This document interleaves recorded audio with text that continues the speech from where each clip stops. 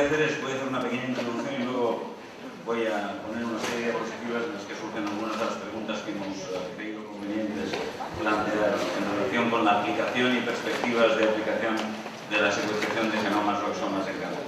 Entonces, empiezo simplemente por decir que respecto de algunas de las discusiones, como he dicho, algunos temas han emergido esta mañana en relación con cáncer, pero algunas de las existen algunas particularidades en cuanto a la aplicación de las tecnologías de secuenciación en oncología. La primera es que siempre van en pareja, es decir, al contrario de lo que hemos ido discutiendo esta mañana, es que hablábamos de exomas o de genomas constitucionales o de origen germinal, aquí estamos hablando de parejas. Y la pareja es porque quien nos interesa realmente es el tumor, pero tenemos que referirlo a una muestra normal, que en la mayoría de los casos era sangre, pero podemos discutir, se puede discutir si puede ser sangre. Y se van a plantear cuestiones que son únicas en relación con lo que están hablando en la sala del lado, y es qué lesión es la que queremos estudiar, qué tipo de muestra, me refiero aquí a qué tipo de muestra, una biopsia, una punción aspiración, etcétera, una muestra quirúrgica, cuándo es cuando vamos a estar interesados en hacer la secuenciación del tumor, cuestiones que no aparecían en absoluto, que no aparecen en absoluto prácticamente en la sala de al lado, es cuál es la celularidad mínima tumoral que necesitamos para poder utilizar una muestra y que sea valorable desde el punto de vista técnico, cuál es la profundidad de secuencia, son temas que probablemente no son tan relevantes en el análisis de las muestras constitucionales. Y luego una diferencia muy importante es que hemos estado hablando esta mañana de predisposición o de riesgo, hemos estado hablando de diagnóstico, y yo creo que lo que está motivando la utilización actualmente de una forma más importante de las tecnologías de secuenciación masiva en cáncer no es tanto el diagnóstico o la predicción del riesgo como guiar el tratamiento, que es lo que nos crea una urgencia más inmediata. Por lo tanto, estas son diferencias importantes que se van a aplicar. Simplemente decir, antes ha presentado Alfonso Valencia la estrategia que está utilizando Manuel Hidalgo Cenio, pero esta es la estrategia clásica que ya se está empezando a utilizar en unos cuantos centros, y es que a partir de una muestra de una biopsia, de un análisis patológico, se prepara la muestra para su secuenciación, se secuencia, se hace un análisis, se puede llevar a una discusión, que luego diremos una discusión para identificar cuáles son las potenciales variantes patogénicas, una validación y a partir de aquí una serie de decisiones que conducen a la utilización en clínica. Este es el trabajo que publicó hace un año y medio el grupo de Arun Chinayan, con 4 muestras, todas pertenecientes a 4 pacientes que eran resistentes al tratamiento clásico y que se sometieron en una especie de proof of concept, de prueba de concepto, para ver en cuánto tiempo se podía realizar este ejercicio y si esto era aplicable desde el punto de vista clínico. Ellos lo aplicaron en 4 pacientes, no voy a entrar en grandes detalles, identificaron una serie de mutaciones, una serie de posibles pathways o de fármacos que podían estar dirigidos a estas mutaciones y eventualmente esta es la historia de uno de los pacientes que no hace falta ir en detalle para ello. Por lo tanto, a partir de aquí, simplemente quiero sacar, esto evoluciona muy rápidamente, esto es un PNAS que ha sido publicado hoy, esta mañana, en el que nos dice que, un artículo del grupo de Vogelstein, en el que modelan, desde el punto de vista matemático, cuándo aparecerían las mutaciones somáticas que encontramos en un cáncer, y llegan a la conclusión de que aproximadamente por lo menos la mitad aparecen antes de que se forme el cáncer, lo cual simplemente pone de relevancia, yo creo, lo poco que sabemos y lo mucho que tenemos que aprender antes de utilizar de forma efectiva esta metodología. Por lo tanto, primera pregunta o primera cuestión que vamos a plantear es secuenciación de exoma versus targeted resequencing, paneles versus hotspot mutations, por ejemplo, Sequenom o otras estrategias, Snapshot, que nos permiten identificar mutaciones que queremos ir a buscar específicamente, y hay una serie de consideraciones que yo me gustaría llevar al panel para la discusión, y es si la decisión de ir hacia una u otra de las estrategias ha de depender de la disponibilidad, de la fiabilidad técnica, de la interpretación, de la utilidad en la toma de decisiones, del precio, y finalmente yo creo que hemos de reconocer que a lo mejor lo que va a pasar es que vamos a hacer como con el hemograma, que con un paciente que sangra, queremos saber cuántas plaquetas tiene, pero hacemos un hemograma porque sale igual de barato o igual de caro y nos da toda la información.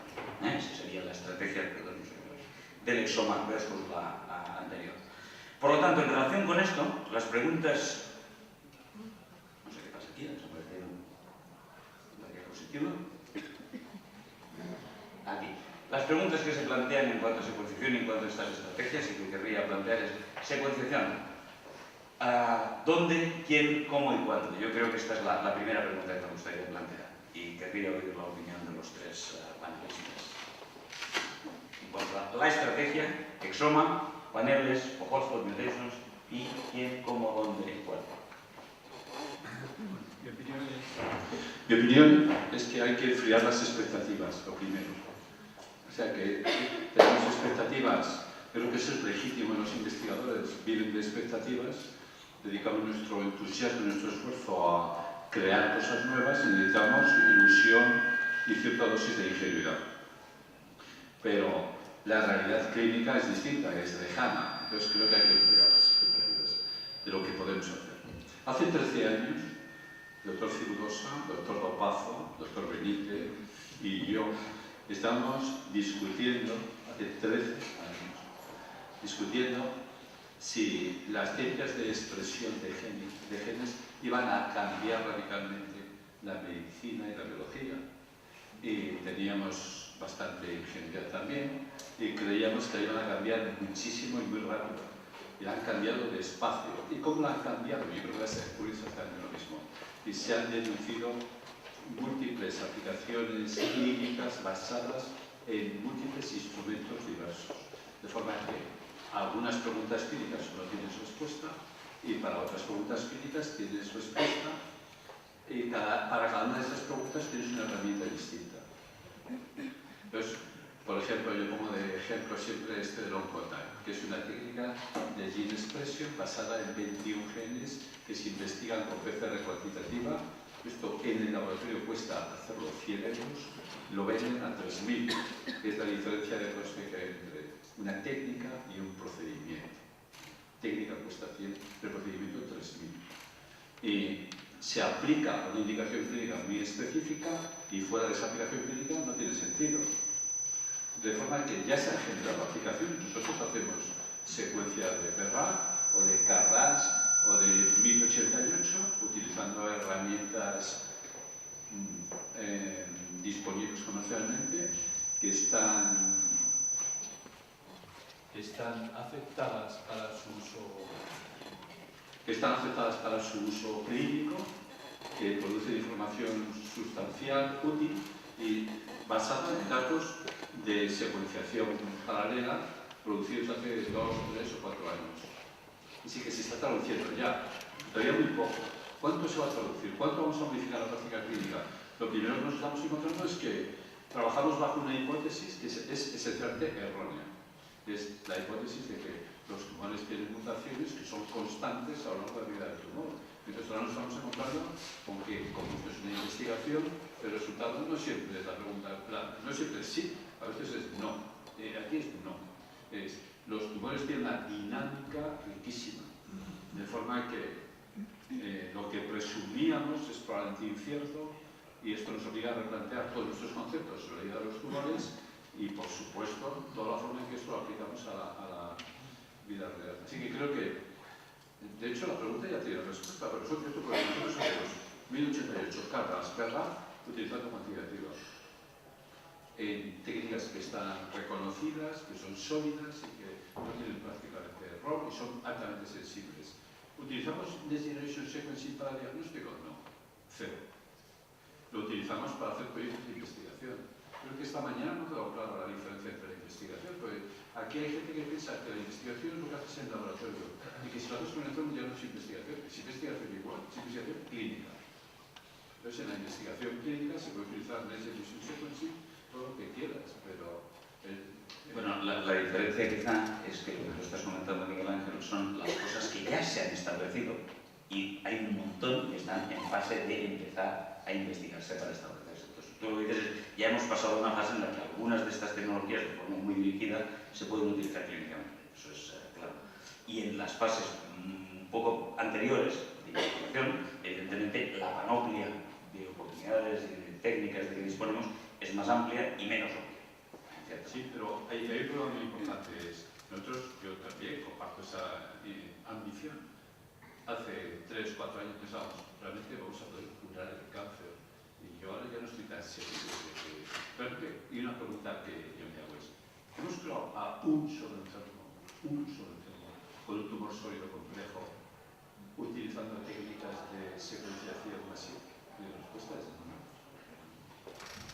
Entonces, esto va a llevar tiempo. Sí, yo por apuntar un poco a lo que decía Ángel. Es que debemos utilizar el concepto de técnica única, o una técnica que nos va a suponer la solución a todos nuestros problemas. Probablemente lo que sucederá, y lo que sucedió con los salvajes, con la PCR cuantitativa y con tantas otras, es que al final estas técnicas encontrarán su lugar. Yo recuerdo también discusiones muy acaloradas hace una década en la que había abanderados de que los arrays de expresión iban a sustituir incluso al diagnóstico morfológico, que no iba a ser necesario ya mirar al microscopio para diagnosticar linfoma o lo que fuera. Bueno, el tiempo ha puesto cada cosa en su lugar y con esto creo que sucederá un poco lo mismo. Probablemente no sustituirá técnicas anteriores, sino que se añadirá o tendrá sus indicaciones concretas y que ya veremos cuáles son. Luego, respecto a hacer exomas o hacer target sequencing, ahí depende un poco de la secuencia temporal que miremos, ¿no? Seguramente en el futuro inmediato las aplicaciones más inmediatas sean con target sequencing, porque no hay evidencia, porque no querremos saber muchos más genes de aquellos en los que existe una traducción clínica de un efecto. Generalmente un efecto de estratificación del pronóstico, para hacer terapia adaptada al riesgo, o bien, si hay alguna evidencia terapéutica, pues adaptada a esto. Pero probablemente ahora al principio lo más probable es que se desarrollen técnicas o paneles concretos según las patologías, según los determinados tumores. Por otra parte, la secuenciación del exoma o del genoma, no olvidemos que no es una técnica robusta, es decir, da un montón de falsos positivos, aparte de que hay que contar con la muestra variada normal, un montón de falsos positivos que después hay que validar. La validación es bastante más cara que la propia secuenciación. Y después, no digamos ya si hay que ver si esas alteraciones son redundantes y se repiten en otros pacientes. Lo que hay que secuenciar series amplias de pacientes y es un proceso carísimo. Eso no ha bajado tanto de precio. Eso sí que llegamos, llegamos a los $100.000. Un panel de Sequenom que cuesta 350-400 euros y el exoma, no el exoma como procedimiento diagnóstico, como decía Miguel Ángel, pero como procedimiento exploratorio de investigación en el contexto de investigación clínica, son 600-700 euros. No estoy contando el análisis bioinformático, ya hemos hablado de personal, etc. Por lo tanto, a mí lo que me parece, que estoy de acuerdo básicamente con lo que decís, pero me parece que los hechos se adelantan a nuestras decisiones racionales muchas veces. Y entonces yo creo que va a pasar que vamos a estar secuenciando más de lo que podemos digerir antes de que lo podemos digerir. Y creo que hemos de adelantarnos a eso. Esa es mi opinión, porque los precios van a bajar muy rápidamente. Yo tengo una sensación un poco esquizofrénica en este momento, ¿no? Porque la realidad es que en el laboratorio estamos usando paneles. Ya, ¿no? Tenemos un panel de 38 genes de leucemias mieloides que funciona bien y que me permite asignar al paciente a un grupo de riesgo, que antes no lo tenía. Pero de igual manera que durante toda mi carrera profesional he estado diciendo ¿por qué voy a utilizar la técnica de FISH cuando se haga una raíz de GH y me ofrece la foto del genoma completo, aunque solo utilice si está amplificado ER2-neu o no? Me guardo la información y si algún día ese tumor o ese paciente entra en un ensayo clínico y necesita el dato genómico, se lo proporciono. Entonces, de verdad que entiendo que la urgencia me hace decir, voy a coger un panel que lo sé interpretar y sé hacer un informe de 3 líneas. Pero a veces me queda la duda racional de, ¿y si hubiera hecho el exoma completo? Tampoco pasa nada. Igual hay alguien aquí que me pare un software que me haga mirar solamente esos 4 genes. ¿Con qué profundidad? Claro, esto es verdad. Pero es una cuestión técnica. Ahora mismo, es verdad, ahora mismo estamos... Ahora iremos a eso. Claro, ahora mismo lo que te permite el panel es mucho más profundo y acotar un problema que en oncología es esencial, que es el tema de la clonalidad. Entonces hay que ir a profundidades de 1000, efectivamente, hay que ir a 1000, y eso igual con un exoma no puede ser a un precio razonable. Vosotros dos estáis hablando de una enfermedad, la leucemia mieloide aguda. La leucemia mieloide aguda es un prototipo, es la enfermedad mejor estudiada. Hay 2000 genomas de leucemia mieloide aguda guardados en bases de datos accesibles a los investigadores. 2000 genomas completos. No hay ninguna enfermedad así, ni cáncer, nada. Leucemia mieloide aguda. Se sabe todo. ¿Sabéis cómo se tratan a los enfermos de leucemia mieloide aguda? Exactamente igual que hace 30 años. Exactamente igual. Bueno, el debate está sobre la mesa. El debate está sobre la mesa. Segunda cuestión que yo me planteo porque ha surgido y quiero sacar a colación porque este tema también ha salido en una de las sesiones de la mañana. ¿Quién? Tenemos un modelo de organización política en la península ibérica, por ser genérico, distinto del de Francia, pero esto es lo que Francia ha hecho. Francia ha organizado las plataformas de medicina personalizada de tal manera que ha identificado 16 o 17 centros que son los que desde el 2006 están acreditados para llevar a cabo esto. ¿Opiniones?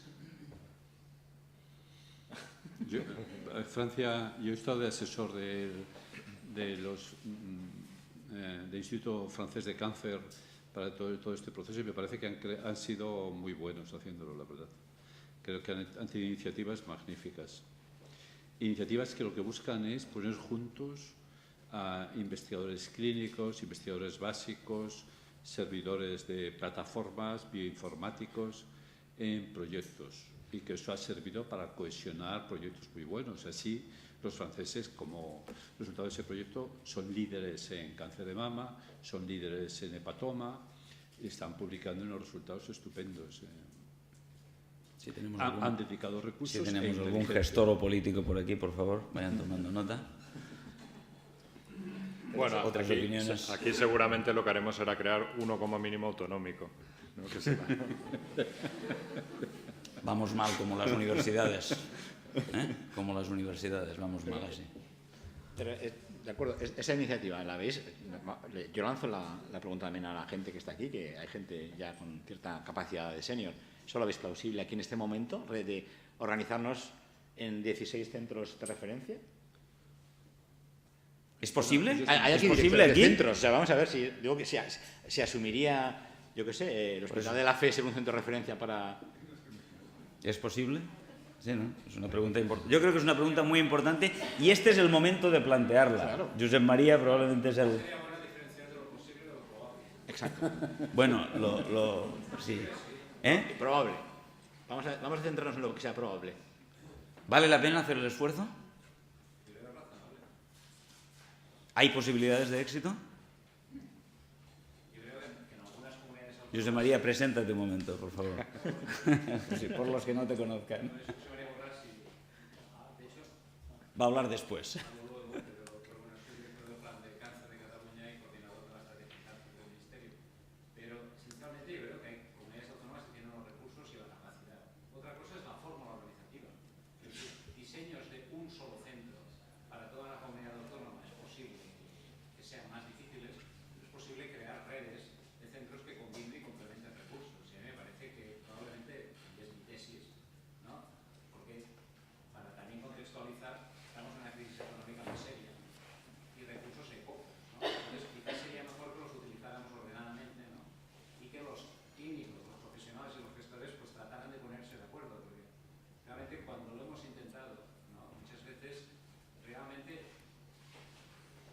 Distintos niveles, ¿no?, que dificultan todo este proceso, ¿no? Y me parece que ahora es una buena época para, en fin, hacer esfuerzos suplementarios para ordenar. Es más fácil justificarlo ahora, quizá, ¿no? Sí, bueno, ahora más que justificarlo es que es una necesidad, es que si no, no se hace. Entonces, yo creo que con todas las indicaciones que ha descrito antes, sobre todo Miguel Ángel, en relación con lo que ya podemos hacer con técnicas muy dirigidas para buscar alteraciones genéticas específicas que guían el tratamiento, yo creo que se va a ir introduciendo progresivamente, sobre todo en el contexto de la investigación clínica, secuenciación de exomas, en el contexto de guiar la terapia a través del análisis genómico más extenso. Y entonces, a mí me aparece una cuestión, me emergen una serie de cuestiones que me parece que son muy importantes como consecuencia de lo que habéis dicho de las limitaciones de las técnicas de secuenciación, que tienen que ver, veo que vosotros no podéis ver lo que yo he escrito, pero os leeré las preguntas que tengo aquí. ¿Cuándo podemos o podremos dejar de verificar? Porque no hay ningún test que utilicemos en diagnóstico actualmente que nos diga, no, esto vale, pero además hemos de verificarlo por otra técnica distinta en otro laboratorio distinto. No tenemos que verificar una glucemia que viene de un laboratorio privado en un laboratorio del sector público. Eso no existe. Por lo tanto, ¿cuándo podemos o podremos dejar de verificar? ¿Es Sanger el método de verificación? Porque en el caso de las variantes constitucionales, evidentemente, eso es razonable proponerlo, pero ¿cuál es el método de verificación gold standard? Es posible que para mutaciones hotspot, como es el caso en general de oncogenes, podamos dejar de verificar, porque sabemos un poco qué es lo que podemos esperar, por lo menos en algunas situaciones. Pero eso no es cierto para supresores tumorales.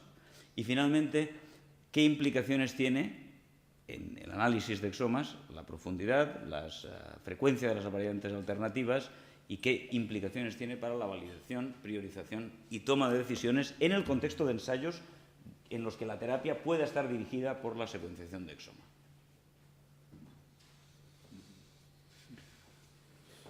Bueno, no sé cuándo. Lo cierto es que hoy en día no podemos dejar de verificar. El método probablemente no será Sanger, porque es un método laborioso, o como decía Juan esta mañana, si encuentras con 3 pipelines distintos 80 mutaciones en cada caso, es imposible verificar 200 mutaciones, 240 por Sanger de una manera realista, ¿no? Entonces, pero no solamente porque no lo puedas hacer, es que además la sensibilidad que tiene Sanger no es suficiente. Exacto, por lo tanto, sabes que estás validando con una técnica que no sirve para validar. Sí. ¿No? Así es. Por lo tanto, ¿qué alternativas? ¿Hay alternativas? Entonces, probablemente, pues esto, hasta que el coverage, la cobertura no sea mayor, la tecnología no se desarrolle y permita profundizar, probablemente la aplicabilidad clínica sea menor, inmediata. Sí, yo creo que son diversas situaciones, de todos modos. Situaciones diversas con soluciones diversas. Por ejemplo, mira, en linfomas cutáneos, nosotros hemos identificado un gen mutado utilizando secuenciación de exomas. Después hemos desarrollado una técnica de cuantitativa para estudiar esta mutación, que al principio lo que hacíamos era confirmar y ahora ya lo confirmamos, aplicamos directamente la técnica de secuenciación. Es de un gen para el cual existe una droga. Así que realmente los enfermos están siendo tratados con esa droga y responden. A veces, aunque sean wild type, también responden. Es un buen gen.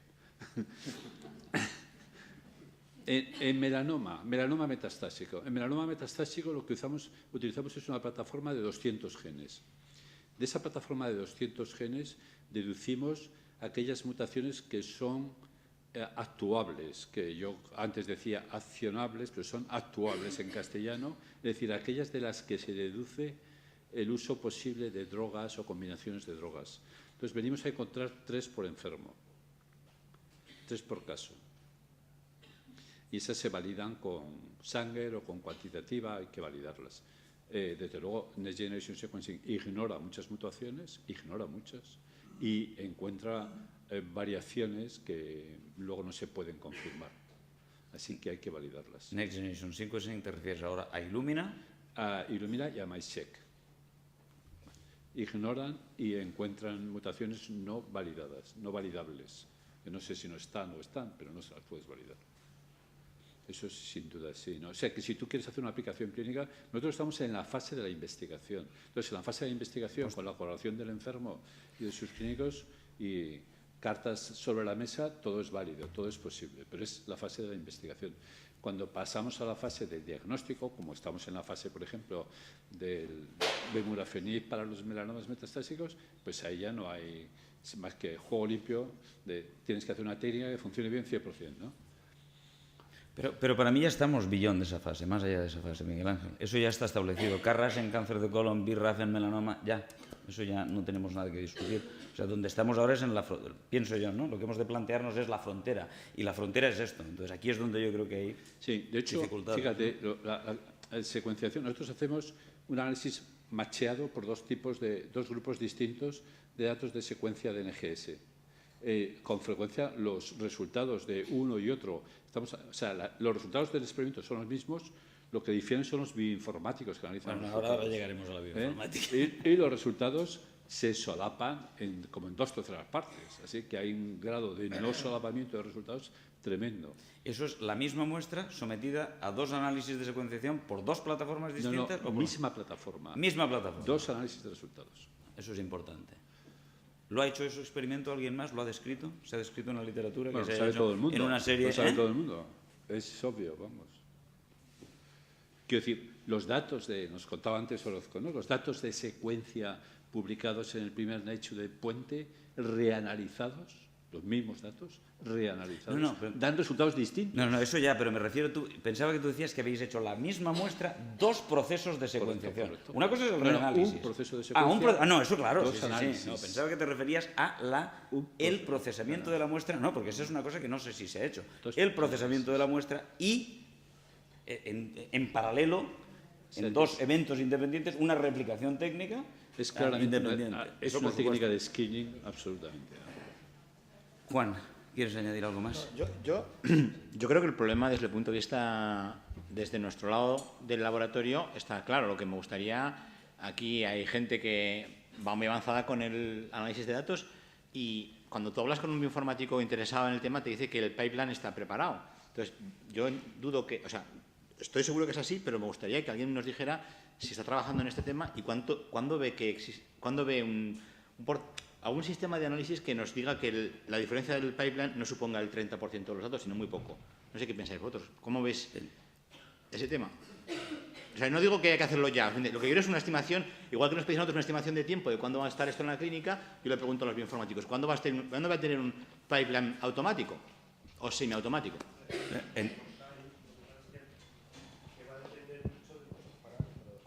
Porque de momento hay mucho ruido en lo que es la secuencia. Es lo mismo que es lo mismo que si te pones a tocar algo en el laboratorio, también te vas a ir resultados distintos. Es decir, cuando esté más estandarizado y saquemos más o menos lo mismo, habrá algo. Pero una estimación de tiempo. ¿De tiempo? De tiempo, Pues sí. yo creo que en cuanto...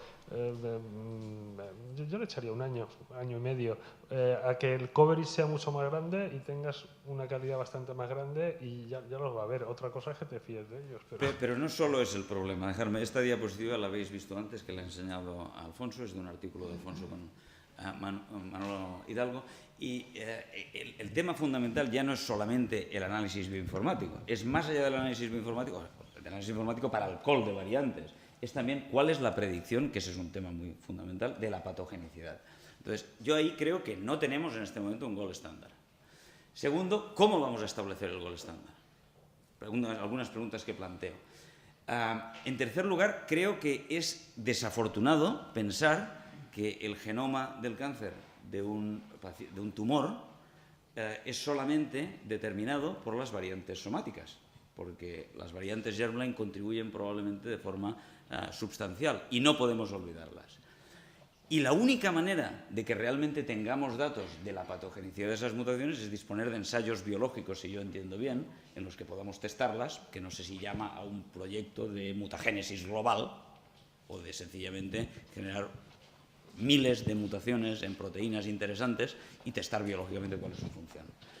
Eso va a llevar mucho tiempo. Y mi pregunta es, ¿y mientras tanto qué? Entonces, ¿cómo veis vosotros el problema de... Para mí me preocupa el análisis bioinformático, pero me preocupa incluso mucho más la determinación o la identificación de las variantes patogénicas.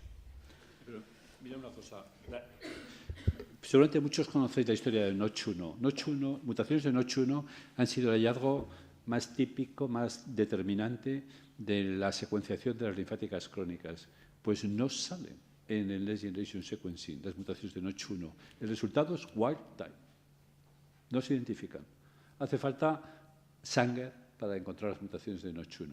Lo mismo pasa con las mutaciones de Notch2, porque son regiones muy ricas en CPGs y no se lee la secuencia utilizando Next Generation Sequencing. Y de hecho, los del Instituto de Harvard, los de Broad, fueron incapaces de encontrarlas porque confiaron decididamente. Y los de aquí fueron capaces de encontrarlas porque José Puente estuvo muy suspicaz ante cambios sutiles que vio y siguió la pista y lo encontró. Así que Next Generation Sequencing es una herramienta de screening, es una herramienta de investigación. Actualmente no tiene la solidez para ser utilizada para diagnóstico clínico en absoluto, vamos. Pero en oncología yo creo que es que vamos más allá del diagnóstico clínico. Lo que queremos es empezar a guiar el tratamiento, Miguel Ángel. Entonces yo creo que para eso no tenemos alternativa al Next Generation Sequencing. O tenemos la alternativa de hacer targeted resequencing, pero si hacemos targeted resequencing, el problema es el mismo. La identificación de variantes de patogenicidad, y es en BRCA2 lo sabemos desde hace mucho tiempo en línea germinal. El problema de las variantes de significación biológica no determinada es un problema que no está resuelto. Muy bien. Bueno, Alfonso nos ha dicho también la solución. Es para solucionar un problema lo primero que tienes que hacer es identificarlo. Así que... ¿Más opiniones del panel o de los tres bioinformáticos? Sí. Sí. Si tiene que ver con cáncer, sí.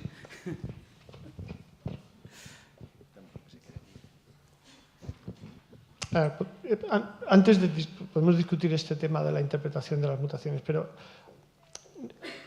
quizás fuera más fácil pensar en todo esto pensando en farmacogenómica que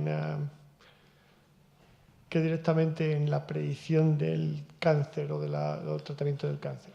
Es decir, al hacer exome sequencing en cualquiera de estos casos vamos a encontrar un número de mutaciones en genes que tienen que ver con la capacidad para metabolizar fármacos que se están usando en el tratamiento del cáncer. Aquí es más fácil porque el número de genes y de casos es más determinado. La implicación predictiva es más fácil también porque es más fácil predecir que eso no va a funcionar o va a funcionar de otra forma.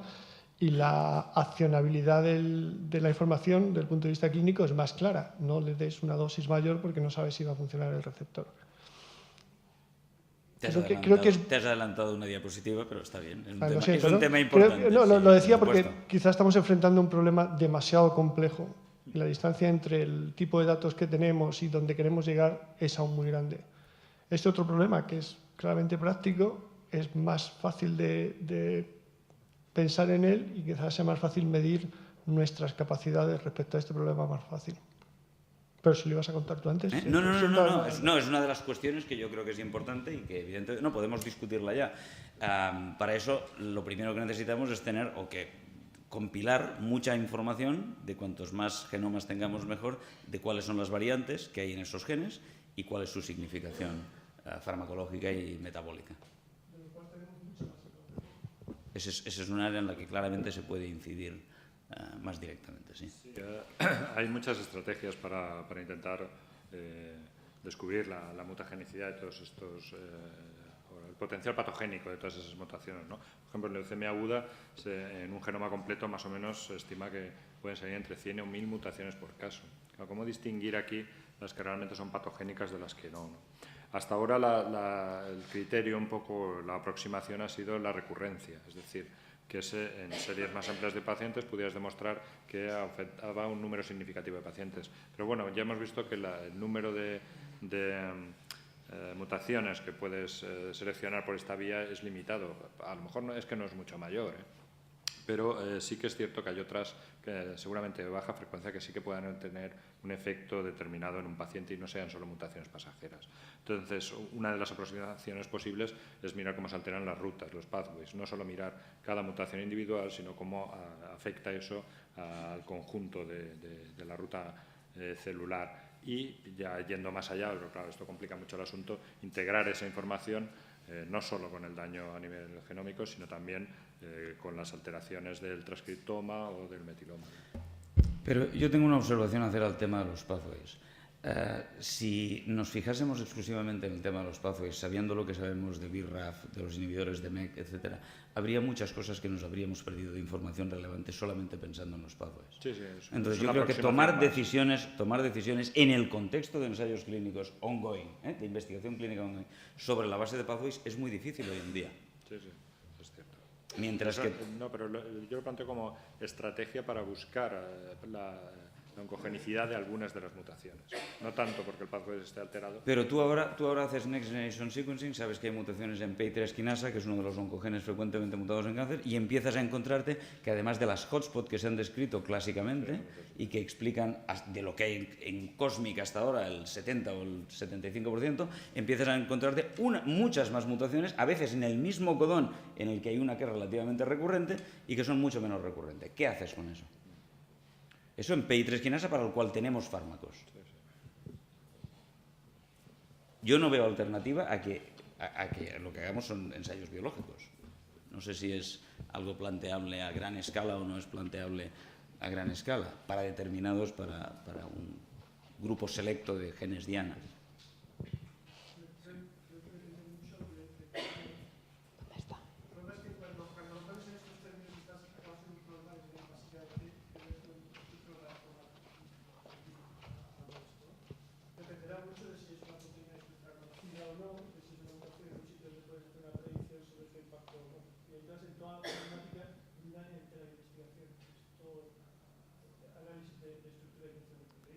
Pero necesitamos integrar todo eso en la investigación que estamos haciendo. Que no tiene una sola respuesta, no hay una sola respuesta fácil y que valga para 20.000 proteínas en el genoma, sin contar formas de splicing. Dependerá mucho de en qué casos.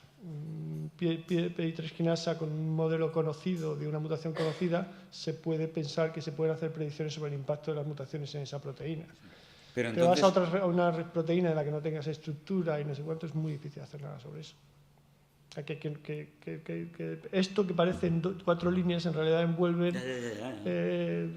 todo un área de todos modos, bioinformática.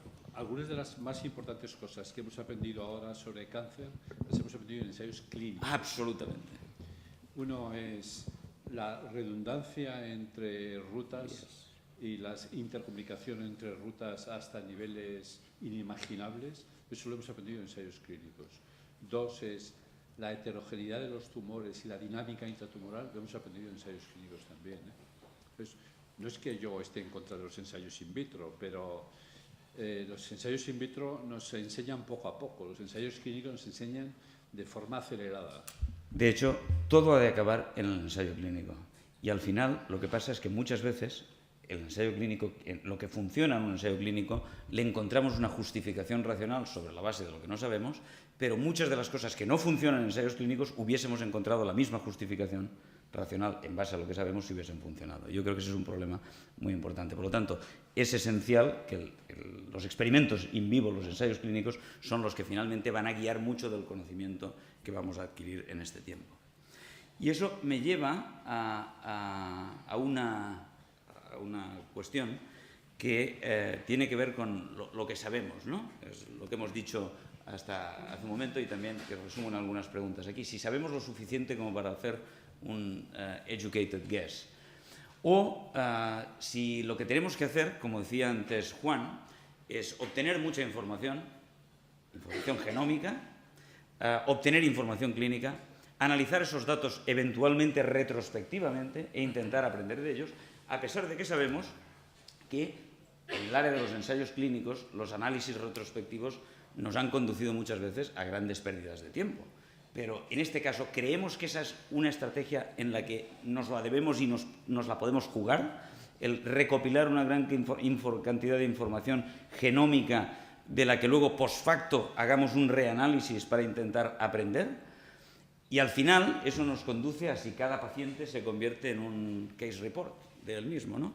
Y esta es una editorial interesante de este señor, que no es un investigador, es un representante de un grupo de pacientes, en el que dice que lo que tenemos que hacer es repensar los clinical trials, pensar en el clinical trial electrónico, en el cual lo que hacemos es guardar o almacenar, archivar una gran cantidad de información genómica y clínica, reanalizar todos esos datos en un repositorio común y a partir de ahí intentar establecer nuevos paradigmas. ¿Qué pensáis sobre eso? Yo creo que esto, quitándonos de la ciencia ficción, yo creo que lo que hay que empezar a hacer es, y esta sesión básicamente está, me parece a mí, iluminando o señalando problemas relevantes, ¿no? Todo lo que creo que tenemos que trabajar en el futuro. Lo que se está planteando aquí es si hubiera dinero en un mundo ideal, que el banco de muestras que tienes aquí, José, tuviera además ya la caracterización genómica hecha. Eso aceleraría el proceso mucho, ¿no? Porque nosotros colaboramos y tenemos un estupendo banco de muestras. A lo mejor el siguiente paso en ese aspecto es decir, bueno, ya que tengo el banco hecho, lo caracterizo. Y eso permitiría hacer probablemente ensayos clínicos un poco más dirigidos. No lo sé, es una cosa que igual habría que plantearlo también, ¿no? O sea, yo sé que no, es un gasto extra ahora, pero igual hay que planteárselo como objetivo, porque además, y entroncando con el tema de la farmacogenómica, a lo mejor, ya que se hace eso, se hace todo. Si la muestra viene de un paciente al que se va a tratar y se le va a investigar, vamos a aprovecharnos de lo que sabemos de farmacogenómica y además guardar lo otro para investigar a futuro. Es una de las cosas. De hecho, en cierta manera, el proyecto CLL, perdón, es eso. Es aprovechar una gran cantidad de recursos biológicos y clínicos que ya preexistían y que se han realizado genómicamente. No es un estudio prospectivo, o sea que yo creo que es un ejemplo de lo que se ha podido hacer y donde se ha aprendido muchísimo. José Vicente. Sí, no, lo único es que problema es luego la validación clínica de lo que encuentres ahí, porque el problema de las muestras almacenadas en biobancos o en cualquier otra muestra recogida de forma no intencionada en el seno de un ensayo clínico, luego la interpretación de los datos es difícil, y es difícil de que tenga validez clínica real. Por eso probablemente sea en el contexto de ensayos con preguntas concretas, con tratamientos uniformes, con pacientes donde esto sí tenga sentido. El recopilar esa información, almacenarla y probablemente en el futuro reanalizarla. Pero el problema de los datos dispersos o de pacientes heterogéneos, luego puede ser el coste, puede no compensar después. Pero yo creo que en muchos de esos ensayos clínicos nos vamos a encontrar con que vamos a hacer un reanálisis de datos retrospectivos sobre la base, y todo eso lo que quiere decir es que hay que validarlo prospectivamente de nuevo. ¿O crees que no? ¿Crees que en el entorno, con la experiencia previa de que los estudios retrospectivos han sido muy poco iluminadores en la oncología médica? ¿Crees que estamos en un escenario en el que las perspectivas son distintas en cuanto a lo que podemos aprender de los ensayos retrospectivos o no? Yo creo que sí. Sobre todo si son ensayos controlados. Si son estudios simplemente de series de grupos cooperativos o de un solo centro, tal, por grandes que sean, pero donde ya no hay tanta homogeneidad, es más difícil extraer resultados que luego realmente puedas comprobar en otras series, ¿no? Que tengan validez clínica. Pero quizá en el ser un ensayo clínico sí sea el lugar apropiado para tener este tipo de información y poder hacer análisis retrospectivos, entre comillas. Porque el reto a mí me parece que es demostrar que podemos aparear variaciones genéticas con sensibilidad a drogas o combinaciones de drogas, que esto es lo que puede acelerar realmente el traslado a la clínica de lo que sabemos en patogenia de cáncer. Y los ensayos retrospectivos te pueden ayudar, pero no son la solución. La solución son ensayos clínicos prospectivos integrados, donde todo el mundo trabaja con la misma idea, ¿no? Desde el investigador experimental al clínico. Pero esos ensayos clínicos es muy difícil, si nos basamos en lo que sabemos de cómo diseñar ensayos clínicos, cómo se han diseñado ensayos clínicos hasta ahora, es muy difícil estimar sample size, es muy difícil teniendo en cuenta que vamos a tener una cantidad de variables genómicas a estudiar que no tiene nada que ver con lo que hemos hecho hasta ahora. Es difícil diseñarlos, requieren un planteamiento nuevo. Es donde este hombre dice que quizá debido a eso, que casi cada paciente se constituye en un case report, yo creo que representa un reto importante desde el punto de vista metodológico. Correcto. Es decir, nosotros proponemos la medicina tiene que avanzar basada en evidencias obtenidas de forma racional, pero luego la medicina es un mundo complejo y avanza de forma a veces no predicha. Es decir, nosotros, los hematólogos, son muy felices porque los enfermos con leucemia promielocítica los tratan con el ácido retinoico, que fue descubierto por los chinos basado en medicina absolutamente empírica, ¿no? Entonces, y es un gran progreso de medicina. O el tratamiento de los GIS con imatinib es un paciente. Entonces, un case report ilumina toda una vía de cómo seguir, y lo que demuestra de nuevo que la experimentación, el ensayo clínico en el paciente es lo que al final nos ilumina. Nuestra capacidad de predicción es baja. Pregunta. Sí. Hola. Oye, os voy a hacer una pregunta, pero a lo mejor es demasiado simple, ¿no? Pero no lo sé. Todo lo que hemos aprendido en la mesa, todos habéis hecho diagnóstico citogenético, ¿no? Todo lo que hemos aprendido y utilizado del cariotipo se basó en hacer a pacientes al diagnóstico cariotipos, observar recurrencias, agrupar los pacientes y luego interpretar respuestas a tratamiento, pronóstico, etcétera. Supongamos que pudiéramos hacer a todos los pacientes al diagnóstico me voy a centrar, hematológicas, ¿vale? A todos los pacientes al diagnóstico genomas completos. Fíjate, quizás vamos a esperar un poco de tiempo. ¿No creéis que podremos, en esa línea de trabajo, encontrar recurrencias, subgrupos, asimilar respuestas y utilizar el mismo concepto que hemos usado en convencional a nivel genómico? Pregunto. Sí, pero la matemática es sencilla. Entonces, si tú quieres analizar 3.000 millones de variables, necesitas aproximadamente 30.000 millones de sujetos que puedas analizar para esas 3.000 millones de variables. Entonces, de aquí a que podamos hacer 30.000 millones de exomas completos, va a pasar un tiempo. Entonces, no sé si queremos esperar a 30.000 millones de exomas. Suponiendo que todo se abarata, se agiliza, porque como todo esto va a toda pastilla. Pero es un problema de falsos positivos. Cuando tienes una cantidad de variables tan tremenda, podemos hacer una cantidad de observaciones tan tremenda que la cantidad de falsos positivos que podemos encontrar es tremenda. Ya, pero no sé por qué. Yo es una intuición, ¿no? Que algo gordo tiene que ser recurrente. ¿O no?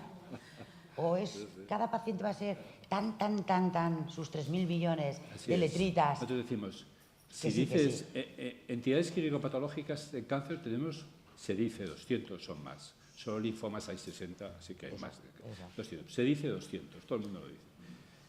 Variantes moleculares de cáncer se dice hay miles, pero perfiles mutacionales específicos hay tantos como tipos, como personas con cáncer hay. Pero yo estoy segura que todo esto se va a solucionar. Gracias. Los 30.000 sujetos se convertirán en 100 robots. Los miles de TAR se convertirán en... Sí, si estamos en Marte. Sí, bueno, estoy de acuerdo contigo en que la metodología es sencilla, es la misma que hemos utilizado y lo único que varía es un problema de escala. Entonces, no, hay una cosa curiosa al respecto, que a veces te encuentras también sorpresas con todo esto. Por ejemplo, hay un trabajo, ahora que hemos tenido que revisar lo del Congreso Americano de Hematología, pues hay un trabajo a mí me ha llamado particularmente la atención, que hacen un estudio en síndromes mielodisplásicos, como 800 síndromes mielodisplásicos, un estudio molecular con un panel, no recuerdo, 50 o 60 genes. Bueno, pues efectivamente han encontrado muchas recurrencias, tal, pero a la hora de estimar el pronóstico, ver qué aportaba esto sobre las variables clásicas, convencionales, pues se encontraban con que había un solapamiento absoluto, como por otra parte no podía ser de otra manera, con las variantes clínicas, es decir, los pacientes de mal pronóstico, los que tenían un cariotipo de mal pronóstico, cifras bajas de hemoglobina o los blastos o tal, son los que tenían las mutaciones de mal pronóstico. Por lo tanto, en realidad, lo que aportaba todo este esfuerzo a la estimación pronóstica, pues era más bien poco. Bueno, yo creo que en los tumores en los que lo que ya sabemos y la forma como podemos intervenir clínicamente es más efectiva, es menos probable, probablemente globalmente, que este tipo de estrategias tengan un impacto mayor, porque ya hemos avanzado mucho. Claro. Es en aquellos tumores quizá en los que hay más dificultad desde el punto de vista terapéutico, donde quizá tenemos más oportunidades. Por lo que tú dices, la independencia de todas estas variables, de otros parámetros clínicos, es un tema muy importante. ¿Ibas a decir algo, Juan? Entonces, Miguel Ángel ha comentado sobre el tema de implicar o integrar toda esta información genómica con los ensayos clínicos, y esto quiere decir implicar a la industria.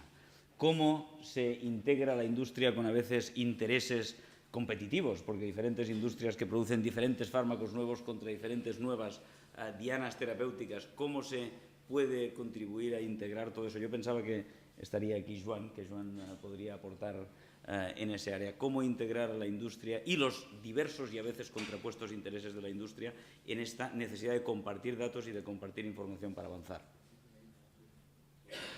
La industria es la mitad del business, o sea que realmente todo lo que sabemos, si lo queremos trasladar a la clínica, necesitamos a la industria que nos facilite técnicas de diagnóstico aplicables a gran escala y terapia dirigida. Entonces, de nada nos sirven datos que no podemos transformar en diferentes pautas terapéuticas. Así que todo lo tenemos que ordenar integrando a la industria. Cada uno tiene intereses contrapuestos. Los investigadores tampoco están limpios de intereses espurios. Todos tenemos intereses espurios. Nadie tiene la verdad. Nadie es inmensamente justo o inmensamente injusto. Todos tenemos que compartir la responsabilidad de integrar nuestros esfuerzos en un proyecto que, si cuando lo podamos integrar, realmente va a avanzar mucho más deprisa. Sí, bueno, y además yo creo que la industria, lógicamente, es la principal interesada en todo esto, ¿no? Porque más le vale encontrar los pacientes o los pacientes que van a responder a sus fármacos, porque si no, con la cantidad, la competencia y todo esto, pues morirán en el intento, ¿no? Entonces yo creo que la industria está particularmente interesada en definir variables de respuesta a tratamientos, sí. Y pues bueno, y tendrá que contribuir a ello, claro.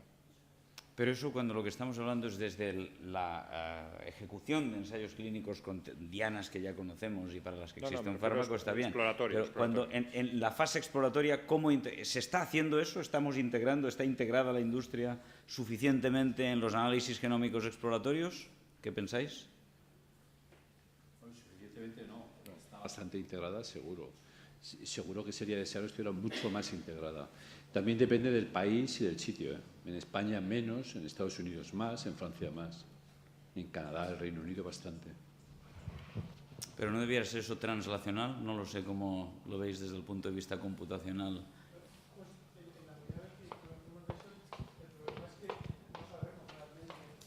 ¿Qué uso están haciendo en un ensayo clínico fase 0, fase 1, en la que una compañía está usando un determinado tipo de molécula y está obteniendo información genómica? En realidad no sabemos qué está haciendo con esa información.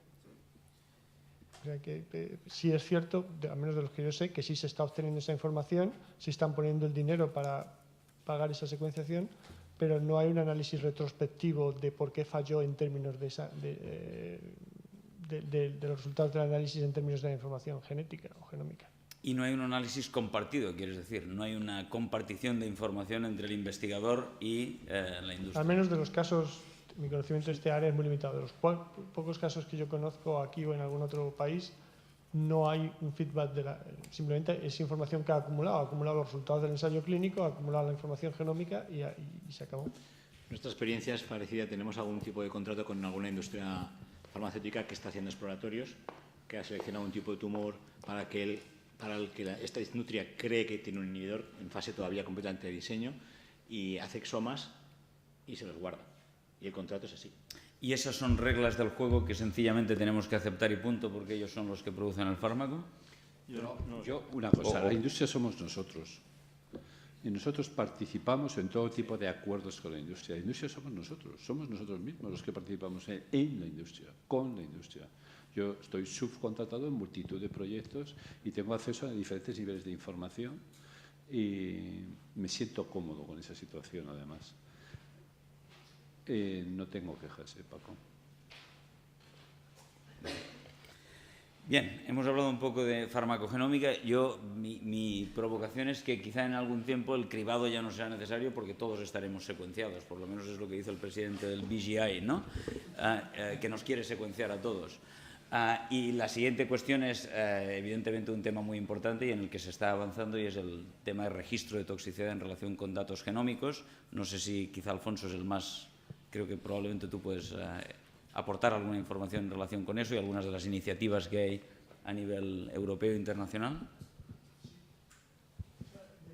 Obviamente es un tema que está muy en el interés de la sociedad, pero también de las compañías, porque tradicionalmente no comparten sus datos de toxicidad. Entonces, la idea está de que las compañías ganarían mucho si pudieran compartir sus ensayos de toxicidad, porque al fin y al cabo están ensayando de forma similar, compuestos similares, está detrás de una serie de proyectos.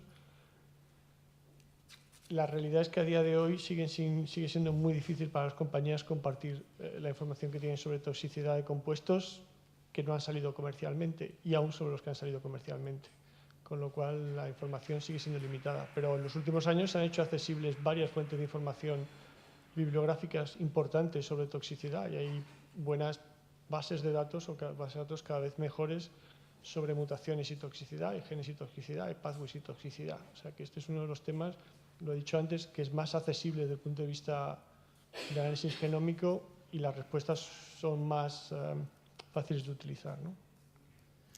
Bueno, pues con esto acabamos, y simplemente comentar en relación con esto, que creo que es pertinente, un comentario que se ha hecho también esta mañana, es que quizá debiéramos pensar que la información genómica que se está adquiriendo debiera constituirse como un registro o un reservorio de información disponible a nivel de la comunidad internacional, más que una información propia del paciente.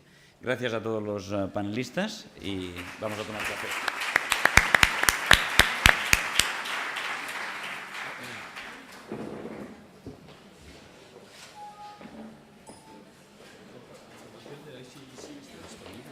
Toda la información de ahí sí.